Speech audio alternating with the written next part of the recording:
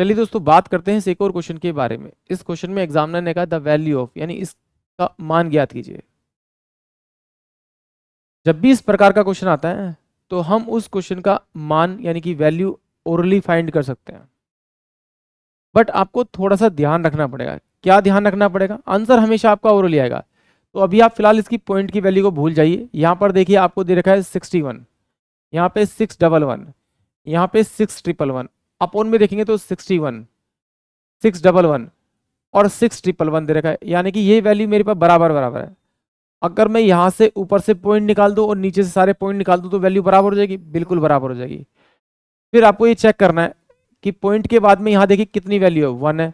यहाँ पॉइंट के बाद कितनी वैल्यू 1 है, यहाँ पॉइंट के बाद कितनी वैल्यू 1 है, यहाँ पॉइंट के बाद कितनी वैल्यू 2 है, यहाँ पॉइंट के बाद कितनी वैल्यू 2 है, और यहाँ पॉइंट के बाद कितनी वैल्यू 2 है।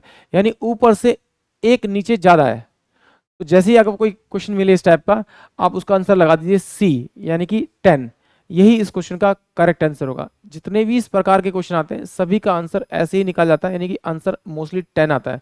बट यहाँ पर आपको चेक करना पड़ेगा, यहाँ पर जो डिजिट है वो पॉइंट के बाद 1 है तो यहाँ पर 2 है, यहाँ पे पॉइंट के बाद 2 होती तो, और यहाँ पे पॉइंट के बाद 4 होती तो इसका आंसर 100 आता। ये आपको ध्यान रखना। चलिए अब इसको सॉल्व करते हैं। जब इसको हम सॉल्व करेंगे तो हम क्या करेंगे, इसमें से ना पॉइंट निकाल लेते हैं इससे बाहर ताकि वैल्यू बराबर हो जाए। तो मैं अंडर रूट के अंदर रख देता हूँ इसे। ये मेरे पास हो जाएगा आपका 0.1 का स्क्वायर, क्योंकि सब पे स्क्वायर है तो स्क्वायर हो जाएगा। तो अंडर रूट के अंदर हो जाएगा आपका 61 का, यानी ब्रैकेट के अंदर 61 का स्क्वायर प्लस का हो जाएगा 611 का स्क्वायर।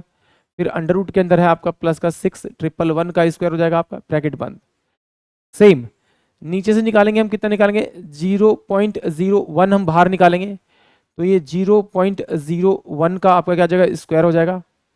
ब्रैकेट के अंदर 61 का स्क्वायर बचेगा प्लस का 611 का स्क्वायर बचेगा प्लस का 611 का स्क्वायर बचेगा, ब्रैकेट क्लोज। देखिए ये वाली वैल्यू इस वाली वैल्यू से पूरी पूरी कट जाएगी। तो मैं इसे लिखता हूँ अंडर रूट के अंदर 0.1 इंटू में 0.1 अपोन में 0.01 इंटू में 0.01, यानी इसको मैं इस तरह से लिख सकता हूँ।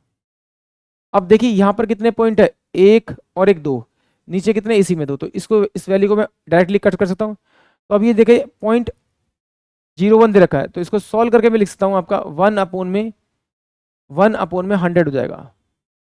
तो इसकी वैल्यू को ऊपर भेजेंगे तो ये ऊपर कितना हो जाएगा आपका 100 हो जाएगा। तो यानी पेयर यहाँ से बाहर आएगा तो आपका 10 आएगा, यानी कि ऑप्शन जो सी होगा वो इस क्वेश्चन के लिए करेक्ट होगा।